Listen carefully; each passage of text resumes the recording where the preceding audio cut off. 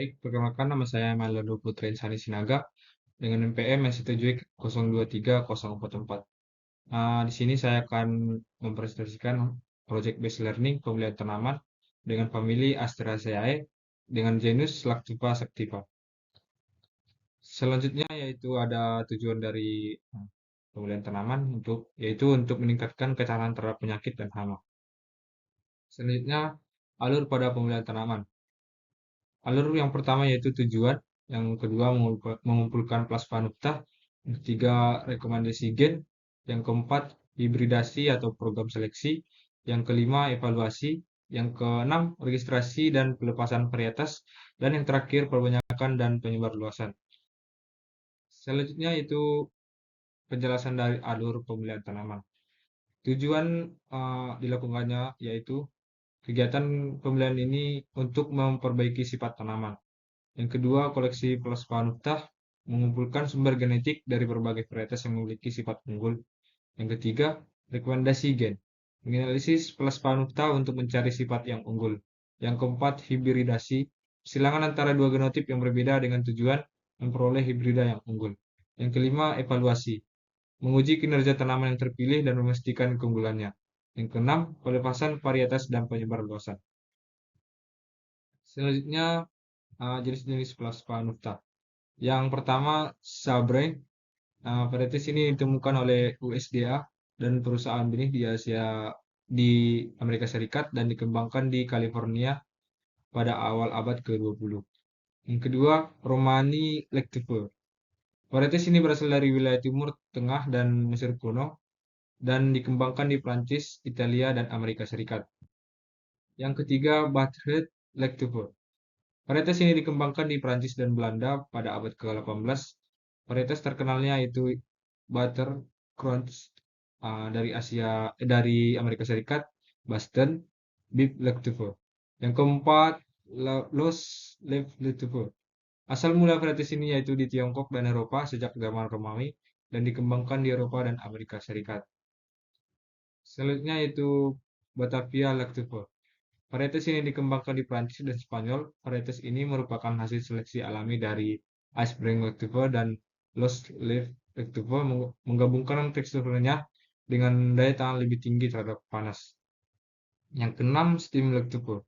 Asal mula varietas ini adalah dari Tiongkok sekitar abad ke-7 dan dikembangkan di Tiongkok dan Asia Timur. Selanjutnya, kerabak liar dari tanaman selada yaitu Lactupa tatripa. Ini merupakan spesies selada liar yang termasuk dalam famili Asteraceae. Tanaman ini sering disebut sebagai blue lectuve karena daunnya memiliki warna kebiruan atau kehijauan dengan lapisan lilin. Selanjutnya, Center of Origin dan Center of Diversity. Center of Origin dari tanaman selada yaitu dari Mesir kuno. Center of Diversity tanaman selada ada di Eropa Selatan, Asia Barat, Asia Timur, dan Amerika Utara. Bank Gen yang pertama yaitu USDA National Plants Guarantee System Amerika Serikat mengelola lebih dari 2.500 akses plasma nuktah selada. Center for Genetic Research. Ini merupakan ada di Belanda menyimpan koleksi lebih dari 2.000 akses plasma nuktah selada. Yang ketiga, IPK Gettersleben Jerman memiliki koleksi lebih dari 1.800 akses plasma nuktah selada. Yang berikutnya itu genetik tanaman selada. Kromosom tanaman selada memiliki jumlah kromosom 2N yaitu sebanyak 18. Yang berarti sel diploidnya mengandung 18 kromosom, 9 pasang kromosom homolog. Selanjutnya, gen yang berperan penting dalam pertumbuhan vegetatif. Yang pertama, gen KNAT1 berperan dalam perkembangan dan diferensiasi jaringan meristem serta pertumbuhan batang.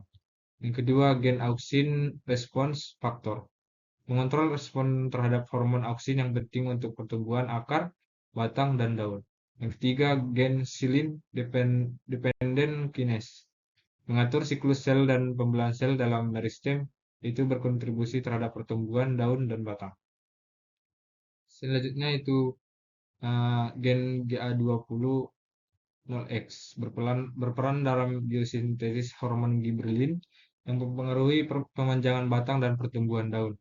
Yang kelima, gen WUS mempertahankan aktivitas meristem tunas apikal sehingga mendukung pertumbuhan vegetatif secara berkelanjutan. Yang keenam, gen LFY mengontrol perkembangan daun dan transisi ke fase reproduksi meskipun juga berperan dalam pertumbuhan vegetatif awal.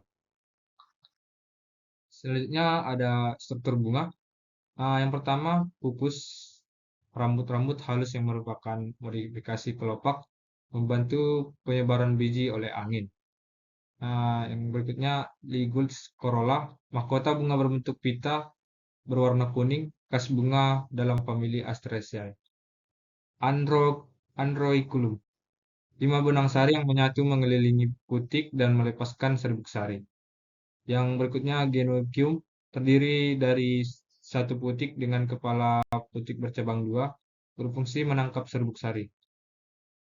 Selanjutnya ovarium, terletak di dasar bunga, berkembang menjadi buah asin yang kecil dan kering. Selanjutnya capitulum, bunga majemuk berbentuk bongkol, terdiri dari banyak bunga kecil dalam satu kepala bunga. Yang selanjutnya pedikel, tangkai pendek yang menopang kepala bunga.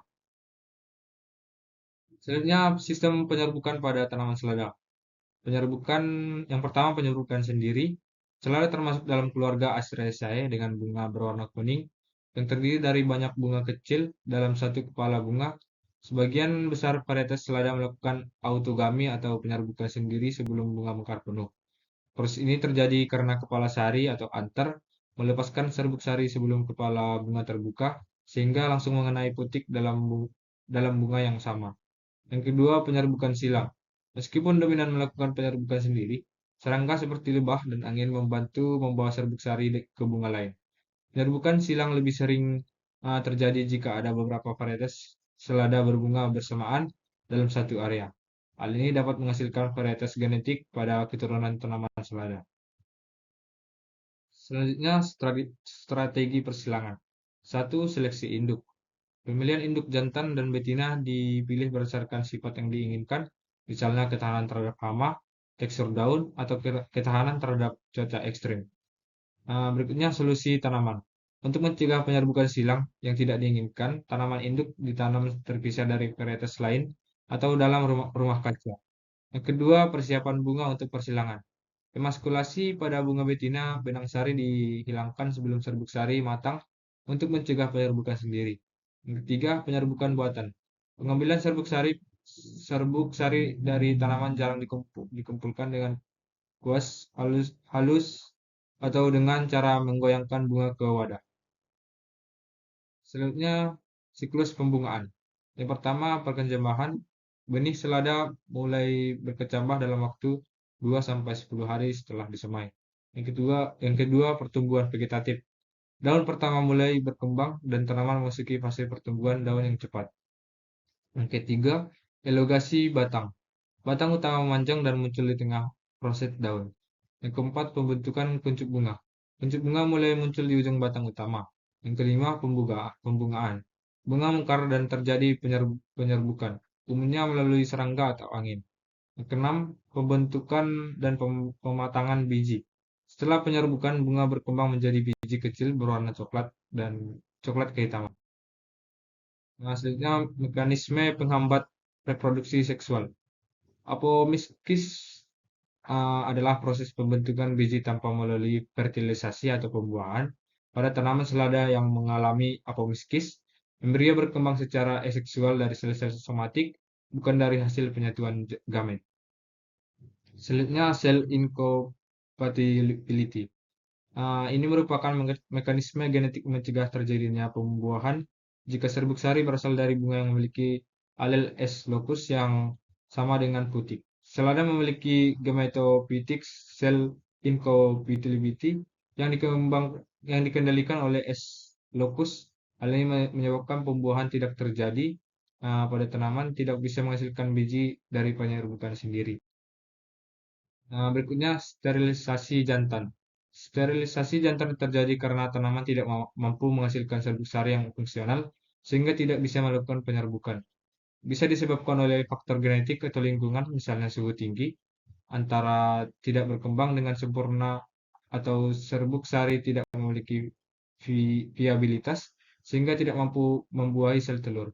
Banyak varietas selada hibrida memanfaatkan sterilitas jantan untuk menghindari sel pollination dan meningkatkan heterosis. Selanjutnya, studi karakteristik morfologi beberapa varietas tanaman selada. Di sini ada latar belakang. Latar belakang pada kali ini yaitu mana yang teknologi yang penting untuk meningkatkan produksi dan pendapatan usaha tani. Keragaman genetik plus vanuta menjadi sesuatu yang sangat penting dan diperlakukan sebagai bahan dasar dalam program pemilihan tanaman untuk menghasilkan varietas unggul. Pembentukan varietas yang unggul dapat ditempuh dengan meningkatkan varietas genetik melalui beberapa metode yaitu introduksi, seleksi mutasi, poliplodiasasi, hibridasi, dan seleksi setelah hibridasi. Selanjutnya itu ada metode penelitian. Tempat dan waktu penelitian dilaksanakan di lahan percobaan Fakultas Pertanian, Universitas Muhammadiyah Jakarta, Cirendau, Ciputat Timur, Kota Tangerang Selatan.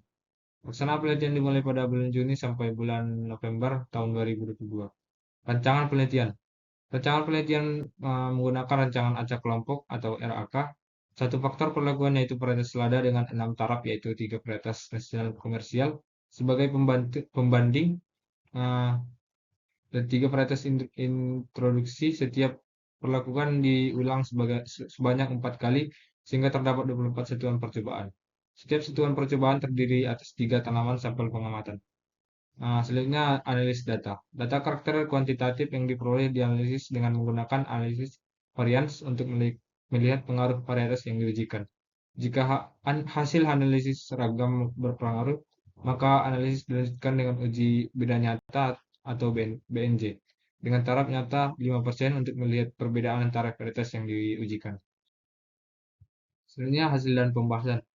Karakter kuantitatif. Berdasarkan hasil analisis seragam, varietas berpengaruh nyata terhadap tinggi crop, jumlah daun, lebar daun, dan panjang daun tanaman selada pada umur 7 minggu setelah tanam. Tulis 1 menunjukkan bahwa tinggi crop tertinggi dihasilkan pada perlakuan P6 dengan berbeda nyata dengan perlakuan lainnya. Selanjutnya karakter kualitatif. Karakter kualitatif selada diamati bentuk dan warna daunnya. Bentuk dan warna daun selada dapat dilihat pada gambar 1 sampai 3. Ini merupakan tabel pengamatan pertumbuhan beberapa varietas selada pada 7 minggu setelah tanam. Selanjutnya komponen hasil. Berdasarkan hasil analisis seragam karakterisasi berpengaruh nyata terhadap umur panen, bobot kotor, dan bobot konsumsi tanaman selada. Tabel 2 menunjukkan bahwa umur panen selada tercepat disebabkan pada perlakuan P1 dan P6. Yang tidak berbeda nyata dengan perlakuan P5, namun berbeda nyata dengan perlakuan P2, P3, dan P4. Berikut tabel yang kedua, karakterisasi umur panen, bobot kotor, dan bobot konsumsi beberapa varietas selada. Selanjutnya kesimpulan. Karakterisasi berbagai varietas selada hasil introduksi dan selada varietas nasional menunjukkan keragaman baik pada karakter kualitatif maupun kuantitatif. Pada karakter kualitatif, hanya varietas P4 yang memiliki kesamaan dengan varietas pembandingnya atau P1, sedangkan pada karakter kuantitatif, varietas P4 dan P5 memiliki kemiripan dengan varietas pembandingnya atau berturut-turut P1 dan P2. Yang lebih tinggi dibandingkan dengan varietas P6 memiliki kemiripan yang lebih jauh dari varietas pembandingnya, yaitu V3. Varietas selada hasil introduksi yang diajukan memiliki keragaman fenotip yang cukup beragam sehingga dapat digunakan sebagai sumber genetik untuk program pemeliharaan tanaman selada. Nah, berikut link jurnal yang saya dapat. Selanjutnya ini berbagai referensi pustaka dapat dilihat pada PPT. Baik, sekian presentasi saya pada kesempatan kali ini. Jika ada kata-kata saya yang salah mohon dimaafkan. Akhir kata saya ucapkan wassalamualaikum warahmatullahi wabarakatuh.